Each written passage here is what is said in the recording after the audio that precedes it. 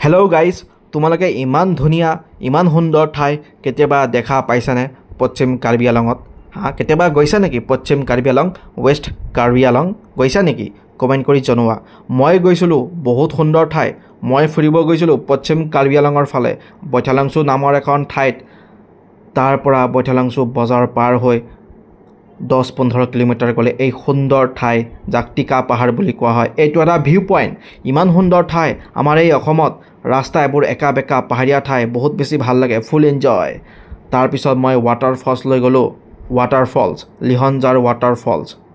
এইটো এটা বিখ্যাত ৱাটাৰ ফলছ পশ্চিম কাৰ্বি আলঙৰ, বৈঠালাংছুৰ পৰা বেছি দূৰ নহয়। অ'কে, ইয়াত মানুহে গা ধুবলৈ আহে, পিকনিক খায়, ফুল এনজয় কৰে, ঠাণ্ডা ঠাণ্ডা পানীৰ মজা আনন্দ ল'ব আহে। সঁচাকৈ বহুত সুন্দৰ ঠাই এই পশ্চিম কাৰ্বি আলং। কেতিয়াবা আহিবা ফুৰিবলৈ। নমস্কাৰ, শত শত প্ৰণাম।